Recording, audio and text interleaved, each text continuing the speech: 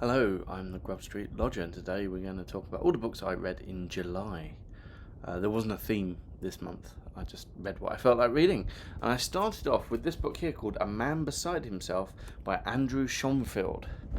I bought it because, I needed some change, is why I bought it. But I looked at the back and it had a really interesting premise. Let me read this little premise here.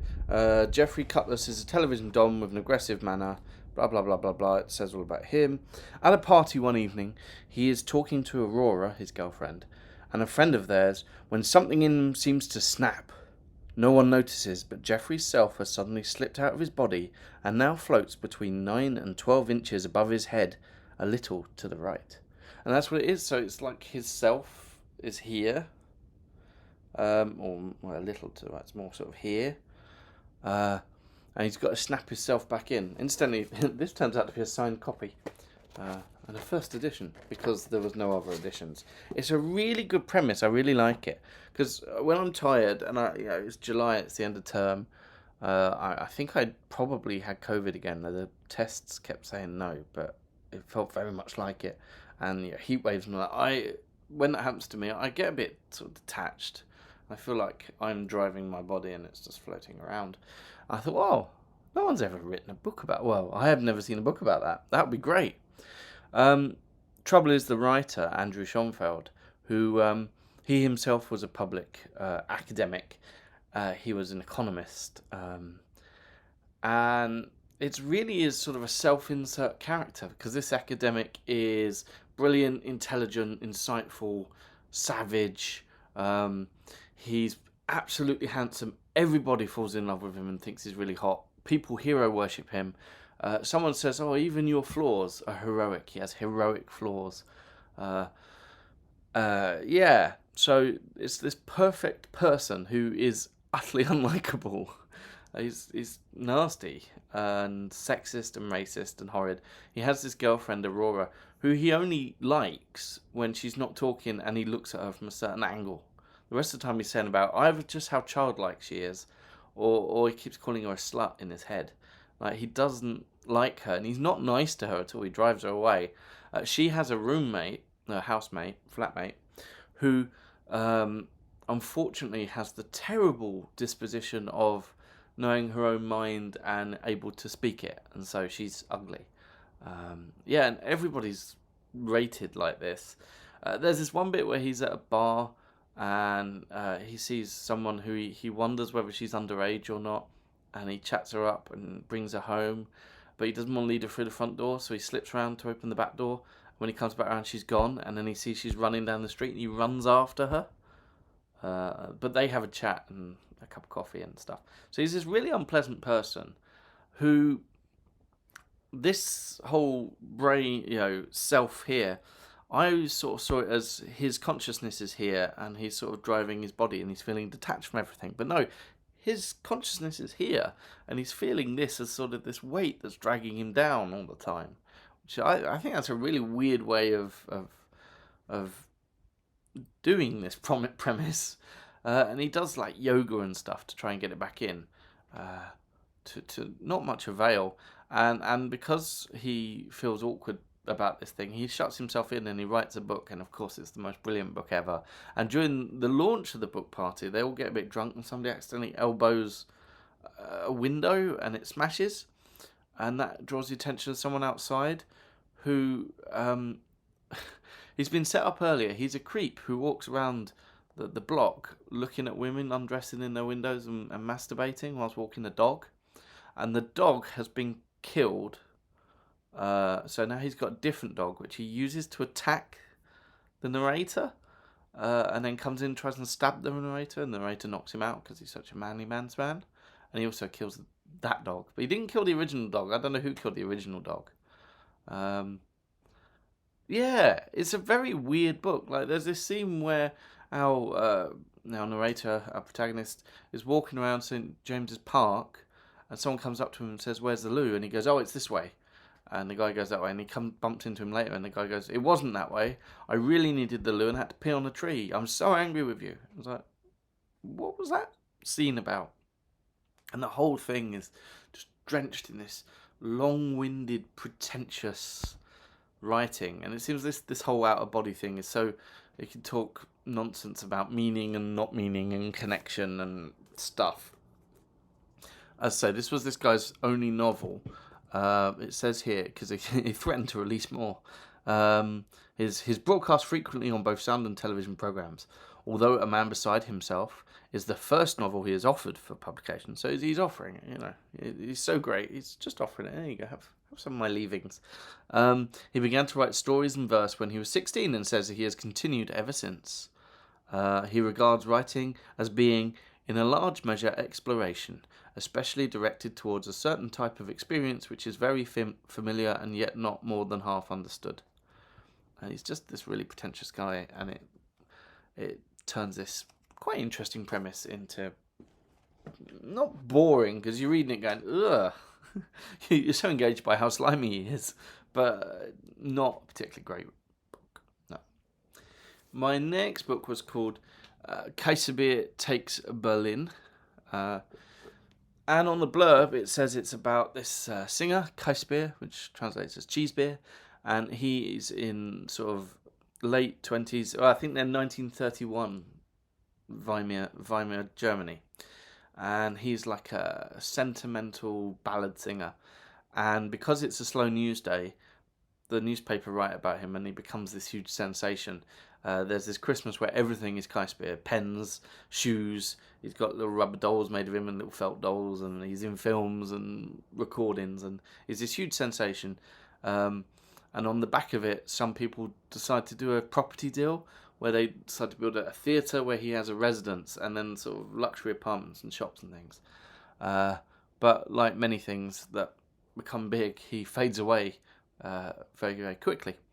It's not Käsebier's story. He's in it. He's not even really a character in it. He's just this cipher that moves out. Now, I'd have liked more about him. I'd like to know where he's coming from, what he thinks, but it wasn't really about that. The first half was introducing you to thousands of characters, so many characters, mostly connected with literary and newspaper world. And it's all about the slow news day and how he becomes big because of newspapers and stuff. Someone scrabbles together a book about him and it launches his career and all this kind of stuff. And then the second half is about this property deal, and they skimp on the architect, essentially. And so the flats aren't good, and the theatre's not very good, and they're too late to actually capitalise on the Käsebier thing, and it all implodes. And essentially what the book is saying is that the capitalist, liberal Weimar Republic is set for a fall. This was written just before the Nazis took power.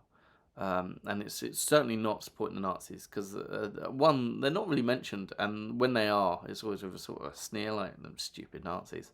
But what it's saying is, this is set to implode, something's going to happen. And indeed, of course, historically it did. It was a good book. The beginning was very hard to get into, because it just throws all these people at you, and then there's this one chapter where all the people go to one party, and then you can start sorting out who they are, and from then on it went smoothly. Yeah, a bit too many. And the way it's written, a lot of the dialogues are unattributed, and when you don't know the characters as well yet, it's hard to tell who's saying what. And there's like advertising slogans shoved in there, and it's a very 20th century seeming style, using all these advertising slogans and attributed style and that. But yeah, it becomes a very interesting look at a capitalist world about to explode. So, possibly kind of relevant even. Okay, the next book is called The Koran, but it's not the Koran. Full title here: The Koran, or Essays, Sentiments, Characters, and Kalimakis of Tria Juncto in Uno MN AN, or Master of No Arts. This is actually a returning feature by someone who has been on the blog, and indeed I think on these videos. It's Richard Griffith. And he was the husband of a more successful writer who wrote plays. He wrote all sorts of little bits and bobs. He wrote a novel, which he said was sort of in the style of Stern. He wrote stuff under all sorts of different names. There's one name he used for a lot called Triglyph, and he talks about Triglyph in this as if he's someone else. in, where you gone? Something New, the book that I discovered him in. He has several chapters about Trijuncture in Uno and about how he has special powers to turn on and off his feelings and stuff, and how he can make himself sleep instantly and all this kind of thing. That doesn't come into this book at all. This book is actually 3 books that came out in 3 volumes originally, and the first one claims to be the writings, the posthumous writings of Sterne, the writer of Tristram Shandy. And it's an autobiography of Sterne, and people thought it was Sterne maybe at the time. It still sometimes crops up in lists of Sterne's works, but it's not Sterne at all. It's Richard Griffith pretending to be Sterne, and it's got some autobiographical details of Sterne's life, but it's just another way of threading in the usual kind of short, often jokey, sometimes moral essays that he likes. And it's pretty interesting. It's very much like the Something News, but it's him when he's in his more fun. He sort of veers between slightly weird, quite modern, forward-looking, like he suggests abolishing the House of Lords, for example, stuff, and then quite boring a pub type stuff, and he veers between the spectrum. And the first book is, very much like Something New. Mixed with this fake autobiography. It's very peculiar. I haven't read any of his things that aren't peculiar yet. The second one is even more peculiar. It is the Kalimakis, which is, he essentially says, I like writing short things. I like reading short things, and I think the essays go on for too long, and so he writes little essays which are a paragraph long, that he calls Kalimakis, and they go all over the place. Some about abolishing the House of Lords. There's some just quibbling about Latin grammar. There's some talking about people, and little character sketches. There's one for someone called Kit, who I'm convinced he's talking about Christopher Smart, but that might just be because I am a Christopher Smart-holic. But he says about this person called Kit who has this special ability to take what people say and twist it back at them. And then the third book is some more of these little Kalimakis, but they're all sort of biographical, little lessons we can learn from history kind of thing. And one of the things that's interesting is that he's got a real interest in women's history. And he talks about ancient women, gladiators, what's the word when they do sport? Athletes, and philosophers and poets and things. And it's sort of the dullest because it's the least of his opinions. It's just things he's read, essentially. But it's pretty good. I like Richard Griffith because he's just peculiar. He just seems to write what he likes, and he does all right. I say just seems to write what he likes. He also cons the public into thinking it's been written by Lawrence Sterne, so, that's that. The next book is a non-fiction book. It's called The Paper Chase, The Printer and the Spy Master, and this is set. Well, I say set because it is a historical book, and it's got all the bibliography and notes at the back. It's very heavily backed up by quite a lot of research, it would appear, but it's told in quite a fast-paced novelistic fashion. It's set in the very early 18th century during the reign of Queen Anne, and this pamphlet came out, and the pamphlet was essentially saying, don't worry about the Catholics, the real danger are the dissenters. We need to crack down on them, we need to persecute them, we need to kill them or drive them out of the country. We need to make everyone agree that the Church of England is the church, because if we don't, the nation will fall, essentially. And this seditious thing came out, and it was a huge talking point. People were passing it all around, and it was very, very much tried stamped down on by the government. And it starts off with this woman in a mask turning up at the print shop on a place called Neville's Alley, which it turns I walk down every single week on my way to Samuel Johnson's house. It's, if you know, around there, around Chancery Lane, there are these modern skyscrapers, and it's a gap between two of them, where there's a restaurant thing called the Natural Kitchen. That's Neville's Alley, and that's where the print shop was. And his wife's Catholic, and he's dabbled in sort of underground publishing. And so he prints this up, and sends it out. And he's told that he will be protected if it all goes wrong. You know, the people behind this are powerful and they'll protect him. And they don't. And so the government come for him. The chief of the government is Harley, and his Harleyum Messely, his book collection, cataloguing that was what brought the attention of printers to Samuel Johnson to make the dictionary, because he was so methodical with that. So there's a very, very loose connection there. And so also the Harleyum Messely is mentioned in the Richard Griffith book, where he talks about how good it is. So he's praising Samuel Johnson before Samuel Johnson was known at all. Anyway, so the guy's caught, and it's partly the mystery of who wrote this thing, which didn't come out for quite a little while afterwards. And it's gripping and it's fun, and the author has some really clear prejudices. He does not like the Whigs. He is not a Whig at all. He's really against Harley. He's always saying how shifty he is, what shifty little eyes he has, what a tricksy, nasty kind of person he is. But and there's this kind of, you know, at first there's this sort of rebel booksellers against the terrible government, but the book they're bringing out is an invective of hate. You know, it's like, oh, the brave booksellers releasing this book saying how you should kill dissenters. It doesn't quite work.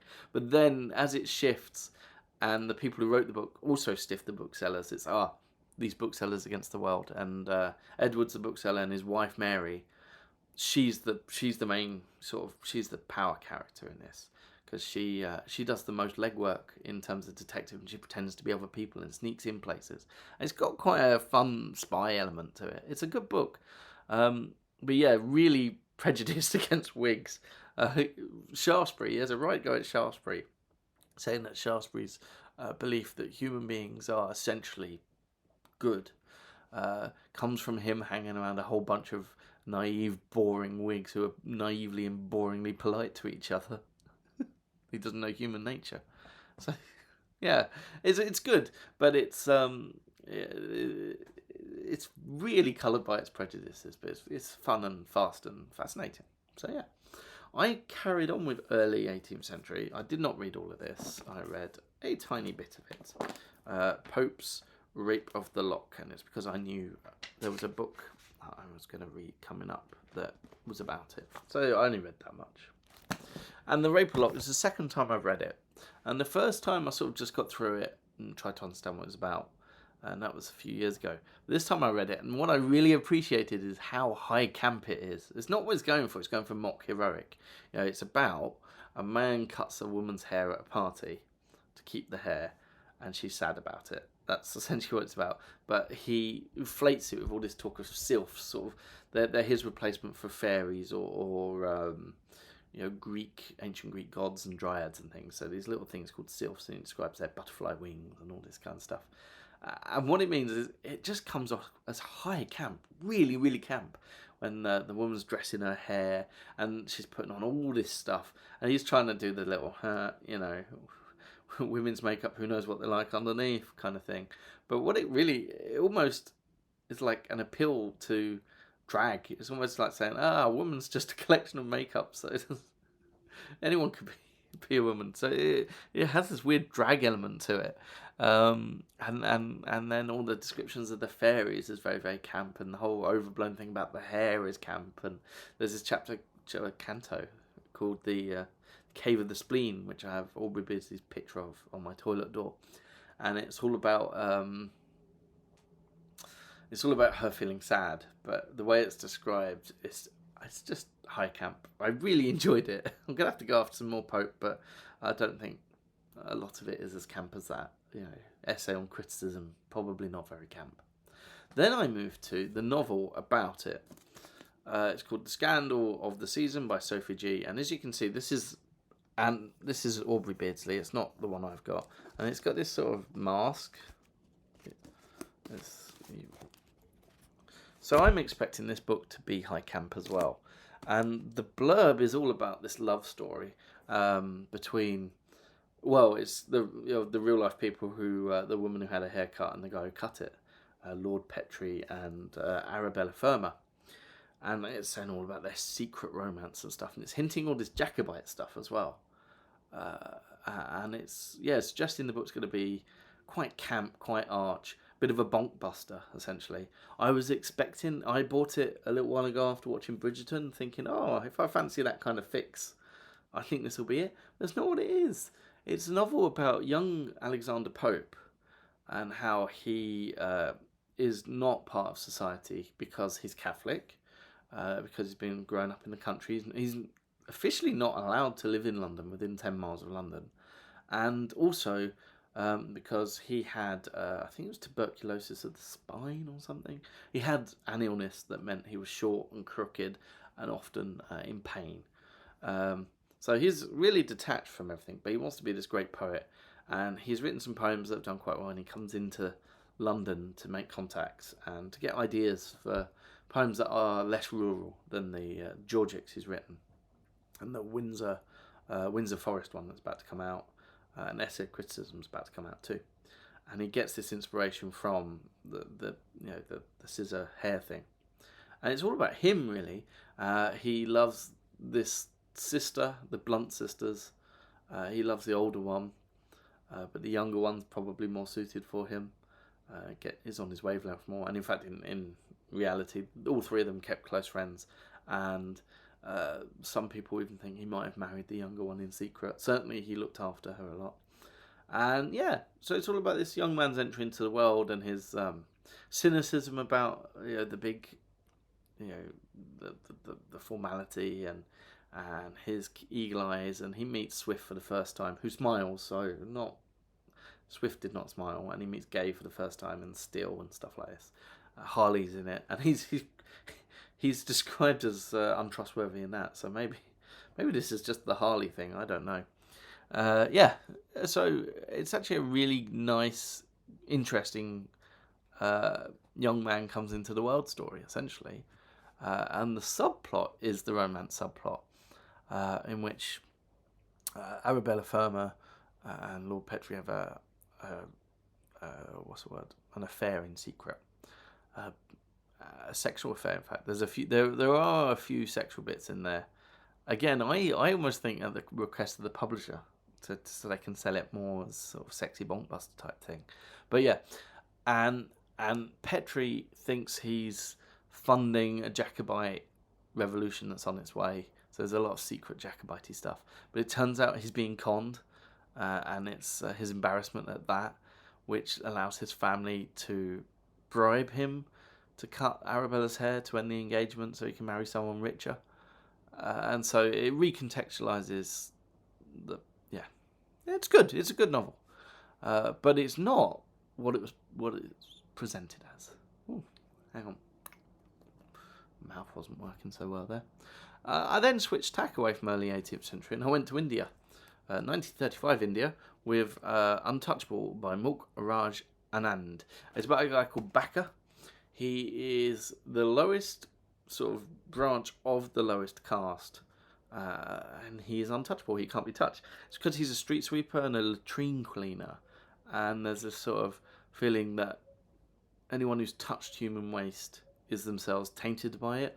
And so he's not allowed to touch other people.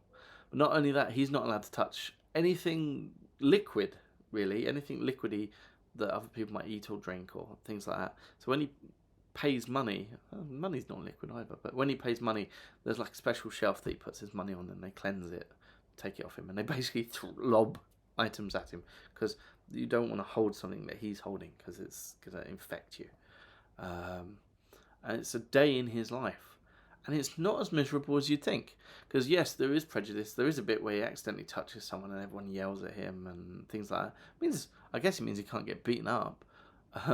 I'm sure they make an exception. He doesn't get beaten up, but he gets yelled at and embarrassed.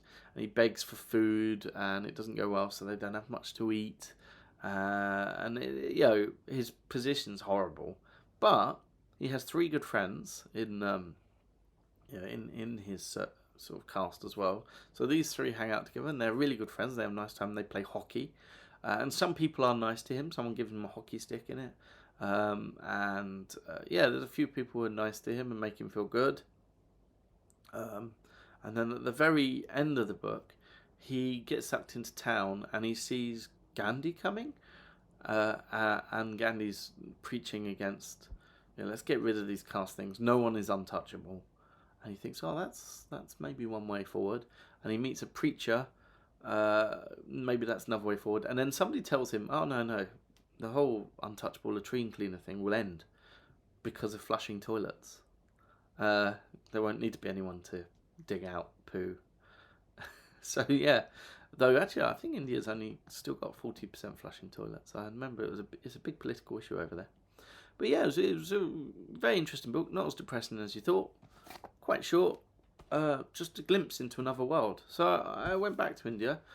This is a compilation of 3. I've read 2 of this. So it's Malgudi by Narayan. And the first one is called Swami and Friends. And it's funny because it was released in 1935, same year as Untouchable. But it's a completely different milieu. He is a high caste Brahmin Hindu. He's in South India. And it's lovely. And there's no mention of untouchables and all this kind of stuff. It's essentially just William, as a kid. And he's a little bit... he's not naughty, but he's a little bit mischievous. Well, he does smash up the school at one point, but that's because he gets sucked into a crowd who are Gandhi supporters, and somehow this leads to anyway. It's good fun. It's sort of little incidents about him and his 2 great friends. One who is always threatening to beat people up. And the other who he completely admires is the son of the police chief, and he has all the nice toys and everything, so he admires him a great deal, kind of wants to be him, really. And yeah, it's the little adventures they have for the most part.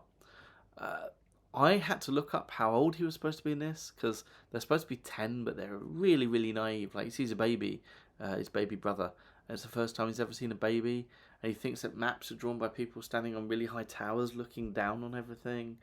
And just everything is a bit too innocent and a bit too naive. It's all a bit blown up, but it really captures a very universal quality of how important things are when you're a child. Like, little things are deadly, deadly important, and then once they're done, they're not important anymore.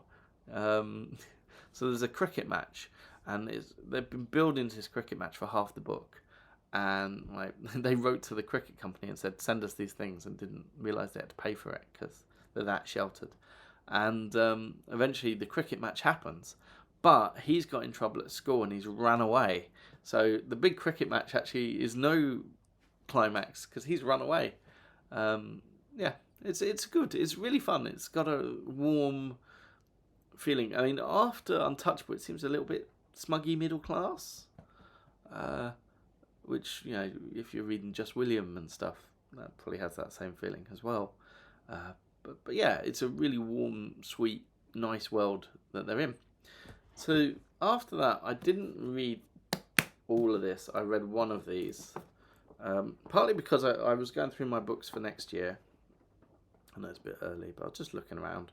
And this is really fat, and I've read every one but one. So I thought, if I read that, I can put this in a crate of read books. So I read The Only Problem, which I think now is mostly only available in big collections like this. I don't know why it's gone missing.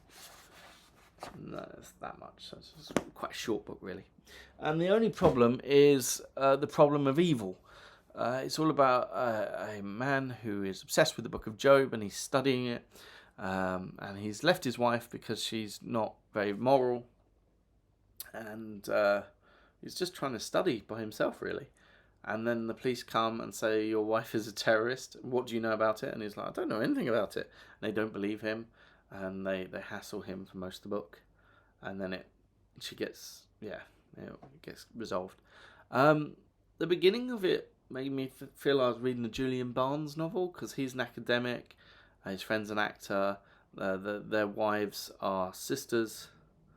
And they all swap, so everyone gets to try everyone else at some point, and there's a baby, and it felt sort of easily readable, interesting, wife swapping, academic-y stuff that takes chunks away to talk about Job for ages. I felt very Julian Barnes, and then it became less Julian Barnes as the whole terrorist wife plot kicks in. What's weird about it is the main character is a guy called Harvey, and we sort of slide into him. So we find out his friend, and we see him from his friend's point of view, and he seems quite unpleasant. He seems very stiff and reserved and hidebound. And then we get into his head, and he's not any less stiff and reserved and hidebound. But now he's our protagonist, and we're supposed to be rooting for him, which we don't really. It's Muriel Spark's weird. Some of her books I love, some I hate, but most of them just leave me interested, engaged, the feeling that no one else could write this, but also a tad unsatisfied. I got the same with the one about Lord Lucan and stuff. Like, this is great, but also there's something missing for me. I don't know. I mean, I'll read more and more Muriel Spark because there is something really good there, but it doesn't quite fill me up.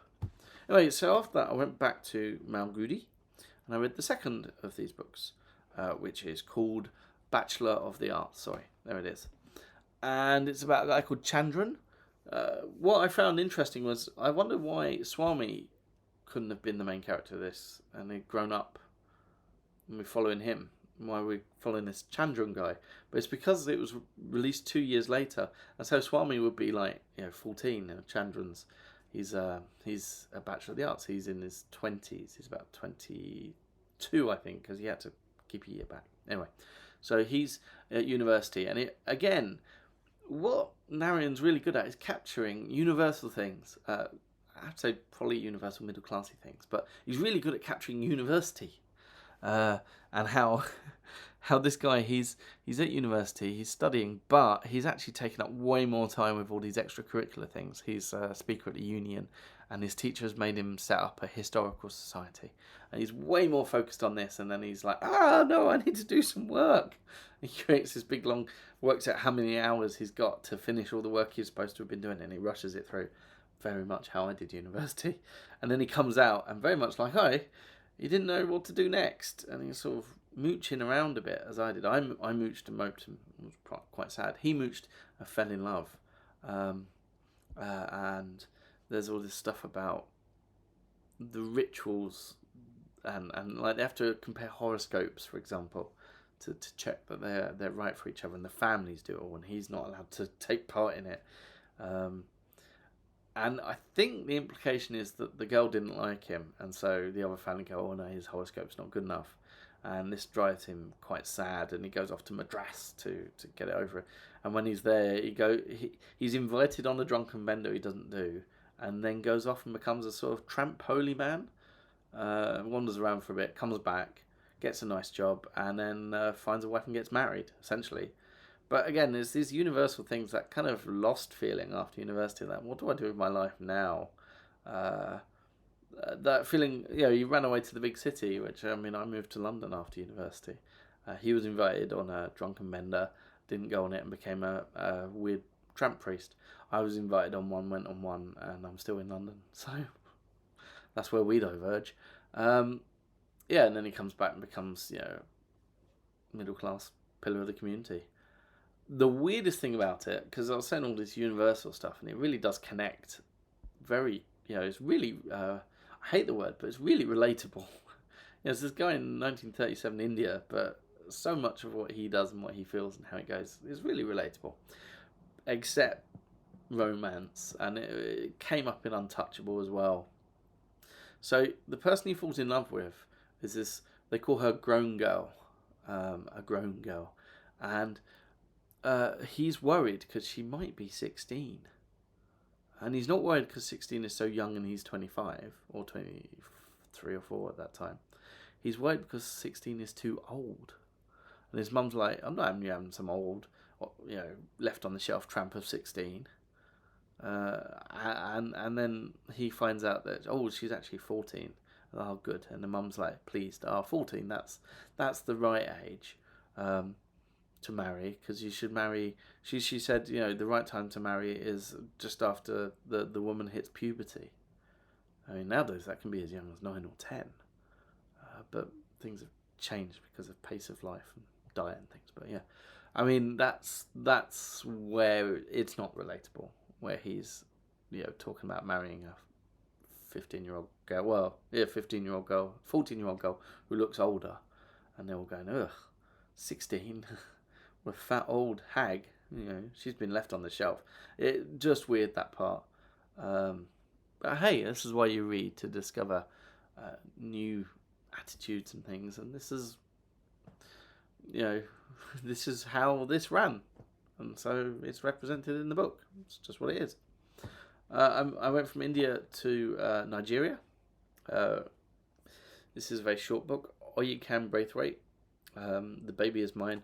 I brought it with me because I knew I was going to finish the Bachelor of the Arts soon, but I didn't want to start a big book because I've got a big book I want to start next. So this is very short. It's actually specifically written for adults with reading difficulties. But I really liked Oyinkan Braithwaite's My Sister the Serial Killer. So I read this. I got it off my sister, actually, I think. And it's about lockdown. It's my first book I've read set in lockdown. And it's about this guy called Bambi. And he's, he judges every woman by their hips and their hair. And he sleeps around. And he gets kicked out by his girlfriend and moves into his dead uncle's house expecting it to be empty. Instead, his auntie's there. Her baby's there. And his uncle's bit on the side is there. And they're all locked down together, and the two women are going at each other, and weird things happen, like there's blood on the wall, there's sand in the rice, the baby gets cut, tribal marks, and these women, they keep fighting and almost hurting the baby a few times, and they call it by different names, and they both claim, as the book says, the baby is mine. We find out whose the baby's is, and it's sort of resolved, but mostly it's about that lockdown with two crazy people and a baby, is essentially.